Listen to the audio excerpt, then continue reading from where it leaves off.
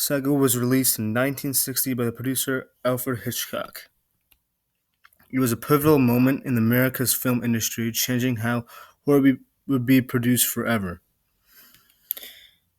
Hitchcock used a combination of suspenseful scenes, gradually accelerated pacing, and soundtracks that sent shivers down people's spines in order to create a film that would quite literally make the audience scream and wince at the revolutionary horror in the theaters. He went against industry norms of horror and developed a film in which the setting was somewhat normal, unlike the exotic settings in most other horror films. Hitchcock was pushing something unique, and despite having a low budget cost of $800,000, he formulated a film in which viewers felt truly terrified, something that had never been shot before. Keith Grant from Gale Literature Resource Center said, Psycho brought horror home to Middle America. The film's settings are mundane spaces, a real estate office, a used car lot, and a motel. At the time, a dynamic symbol of post-war American prosperity and mobility. Psycho takes place in a normal setting that any viewer could see experiencing. He sees the film as the route to how horror truly became horror. He argues that Psycho conflicts against traditional movie norms and ultimately rewritten the genre of horror. Viewers feel more frightened when horrifying things happen in a setting that they can relate to, and this is absolutely true. The film starts off with a slow, rather quiet pacing. Marion Crane and her fiance, Sam Loomis, were in a romantic relationship and wanted to get married. Unfortunately, Sam was indebted and the marriage was not possible. It all seemed hopeless until Marianne had $40,000 come across her desk at a job at which she was ordered to deposit to the bank. Instead of depositing it to the bank, Marianne decides to drive away from her home in Phoenix to the town where Sam resides in Fairville, California. From that moment on, the film turns dark to a more ominous past where shots get faster and move on small details. Hitchcock stresses Marianne's interaction with the policeman and salesman.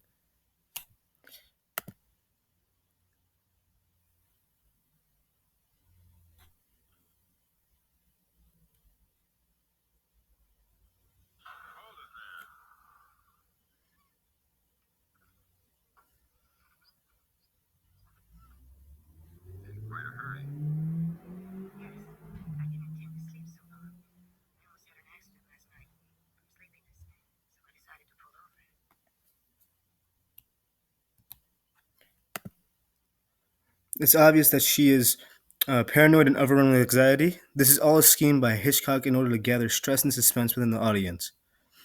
Marianne's eyes keep shifting from the road to the police officer tailing her, wanting him to stop following her. This led to the conclusion that Marianne's motive due to her urge to get to Fairview as fast as possible could lead to a reckless behavior. Hitchcock is building up problems that the main character seems to dodge, and the audience is well aware of it. The audience is aware that it's only a matter of time before she gets burned. While driving, Marianne gets flashbacks from her employer seeing her leave and the conversation she had when she was handed the $40,000. She looked like a wrong one to you? Acted like one. The only funny thing, she paid me $700 in cash.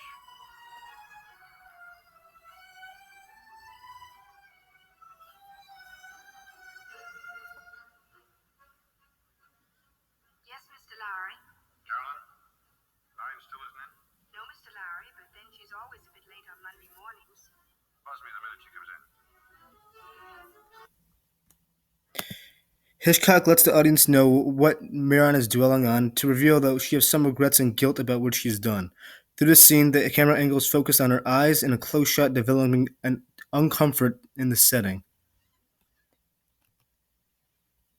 While driving through the stormy weather on the way to Fairville, Marianne decides to go to sleep at Bates Motel. The owner, Norman Bates, seems very interactive with Marianne as he's taken a romantic liking to her. This leads into the scene where Norman invites Marianne into his office for sandwiches. When she enters the room, there are quick shots taken of stuffed animals around. The shots come back to Marianne and she's faced with uncertainty. Hitchcock starts to develop some creepiness with Norman, even though he's come across as extremely nice so far. The setting as a whole sets a dull mood. As the conversation progresses, Hitchcock wants Norman's personality to twist into a more disturbing person. What stuck out was when Norman got defensive on behalf of his mother, or rather, dead mother, and his attitude turned sour. Someplace. I'm sorry. I didn't mean it to sound uncaring. What do you know about caring? Have you ever seen the inside of one of those places? The laughing and the tears, and the cruel eyes studying you. My mother there? But she's harmless. She's as harmless as one of those stuffed birds. What really supported Norman's disturbing personality was specifically when he looked through the hole in the wall of his office to see Marion changing in the room beside it. The camera does a long, close shot at Norman's eye when he's looking through the wall. This shot was a significant part by Hitchcock because it signified the turning point in the film's main point. It switches from anxiety-induced Marion burgling money to a schizophrenic maniac, Norman, murdering people, including Marion, in cold blood. Hitchcock did this all to prepare, even though it was unpredictable, the horrors they're about to witness. Following the scene came the infamous shower scene where Marianne gets stabbed to death by the killer Norman, even though the killer isn't identified later in the film, or is rather identified later in the film. Um, this is one scene that was truly the whole turning point in the horror genre's way of getting adrenaline into the audience. James Kendrick from Explorer Pro Quest adds his opinion on Hitchcock's choices, saying, "My main satisfaction is that the film had an effect on the audience, and I consider that very important. I don't care about the subject matter, I don't care about the acting, but I do care about the pieces of the film and the photography and the soundtrack and all the technical ingredients that made the audience scream."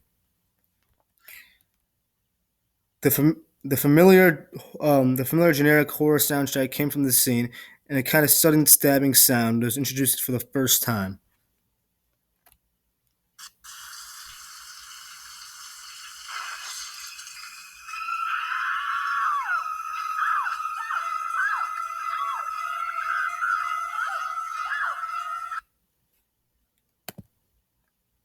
Hitchcock made this sound loud and surprising.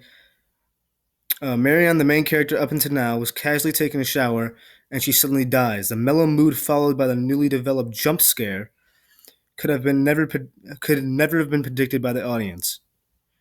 Previous horror movies consisted of primarily loud and intrinsic plots of monsters and such. This new form of putting fear into the audience, constructed by Hitchcock, let out unpredictability and suspense for the rest of the film. Now the audience is questioning every scene, whether another surprise or murder might happen, or the introduction of an unknown killer. Hitchcock decides to panel out the camera to an actual stabbing, from the actual stabbing, the shots from a quick. Instead, the shots are quickly switched from the agonized Marianne to the shaded face of the killer. Toby Scott from ProQuest.com brought into the light of the infamiliarity of of the scene and what must have been like. What must it have been like to that unprepared for the combined shock of losing the main character and having it happen in the most traumatic way possible, with the shrieks and slashes of Bernard Herrmann's strings and the nauseating chick of a knife penetrating skin. Shots of blood splattering along the bathtub was a choice to get onto the gory side. Devised to be a blood curdling, devised to be blood curdling, Hitchcock was aiming for true fear in the scene and in these shots, and maybe a hint of excitement for those with a strong stomach. He didn't want gasps. He wanted screams from the audience, and he successfully achieved this through his unique soundtracks, intense shots, and suspenseful film structure.